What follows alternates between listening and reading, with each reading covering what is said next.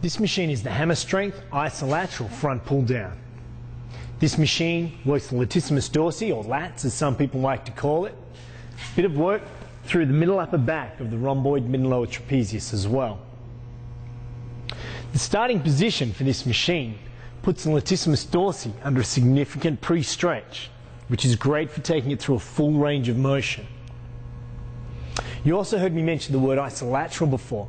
Isolateral, that means that there is two loading points on the machine and that the lever arms work independently of each other.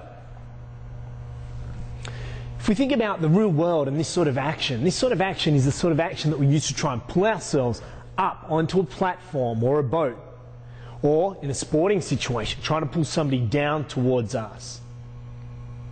The isolateral action helps us to take this to another level because we can use a single hand action, and by using a single hand action, what happens is it then starts to make us do more work through the muscles that stabilize our spine laterally. It also gives us rotational force in pulling movements as well.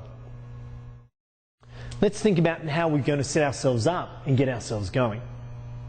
As I mentioned before, there's two loading points. So you see I've got a weight plate already loaded on this side, and there is the second side. Make sure that you've got the same weight on each side if this is what you desire. Now seat height.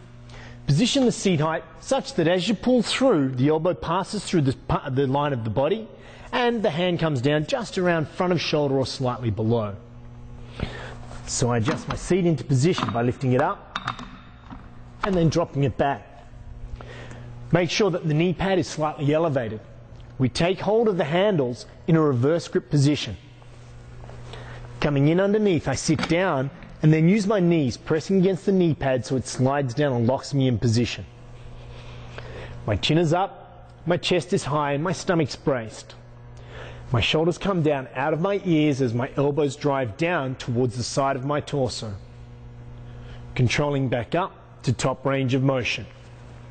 Shoulders down out of ears as I pull my elbows down to the line of my torso, controlling back up to top range and just making sure you get that bit of a stretch, as we said. Repeat the action for the desired number of repetitions.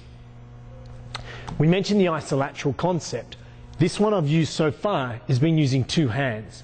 That helps us balance out any strength difference from one side to the other. As I mentioned, you can use a single hand action. When using a single hand action, placing the hand across the stomach, reminding you to switch on those core muscles. Still getting the pre-stretch. Once again, getting the shoulder down, pulling the elbow through to the line of the torso and controlling back up. Getting the pre-stretch, shoulder down, elbow to the line of the torso and controlling back up.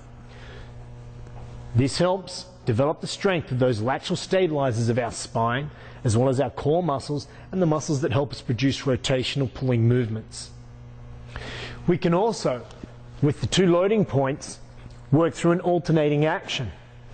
Same thing, the chin is up, the chest is high. With this one, we pull through a single arm action and then alternate from side to side. What this does, it alternates the use of the muscles that are stabilizing our spine laterally. It alternates the use of the muscles that are helping us produce power in rotational pulling movements. Some of the common mistakes that you'll see when people use this machine. You'll see people and they'll forget to engage their back. They'll just pull through with the biceps and the shoulders will stay up around the ears. It's for this reason we say to take the shoulders down out of the ears as the elbows pull through to the side of the torso. Extending through the back, some people will try and pull too much through the back. Let's try and work into the muscles that we're intending to target, being the lats, middle upper back and bicep.